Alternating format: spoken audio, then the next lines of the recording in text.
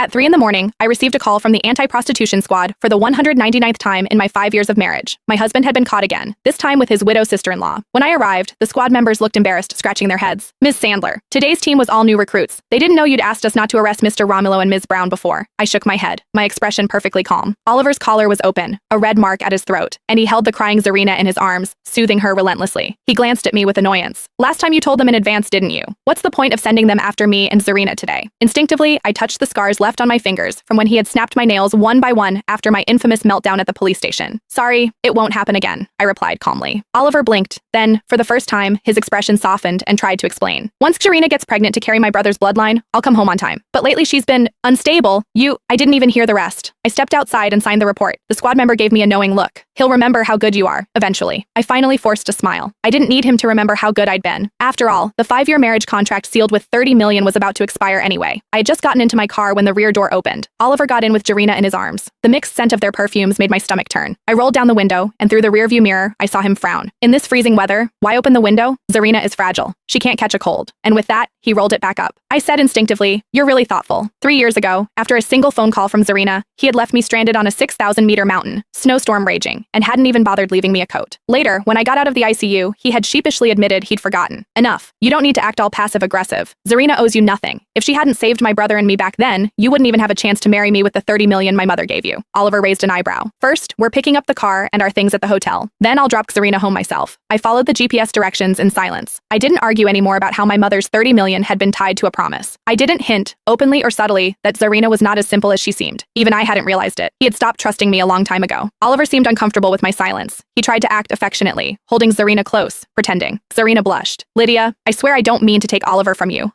When my episodes hit, I forget everything. Seeing him reminds me of my late husband. When I have a child, I'll stay far away from you, so you'll have time to have one of your own." I slowly let go of the steering wheel, placing my hand on my flat belly. Here, I had already lost 3 children. Oliver looked displeased. "Why are you talking like this? Can someone as clumsy as you even take care of yourself?" I was about to respond when the car suddenly braked sharply. "We're here." I rubbed my hands, still cold despite the heater, and opened the door. Out of the corner of my eye, I saw him escort Zarina back to the hotel, carrying a bag full of adult toys. Zarina tossed her torn clothes aside, cheeks burning, casting subtle glances toward the direction my car had parked. When they got into his supercar, I turned the wheel and drove away. At the traffic light, Oliver unusually reached out to me. "Later, I'll go home to get some documents. Want an egg tart for breakfast?" So many times in the past, after leaving the police station, he would ask me if I wanted an egg tart. The first time, I cried through it, but today, I felt sick of it. I didn't reply. Instead, I used the last few seconds of the red light to answer my late mother-in-law's estate lawyer. "Attorney Palmer, thank you for the reminder. I haven't forgotten my agreement with Mom. I'll be there in 7 days to sign the papers on time." The wind hit me on the way home, and by the time I arrived, I felt lightheaded. Sitting half awake on the living room sofa, my fingers, still scarred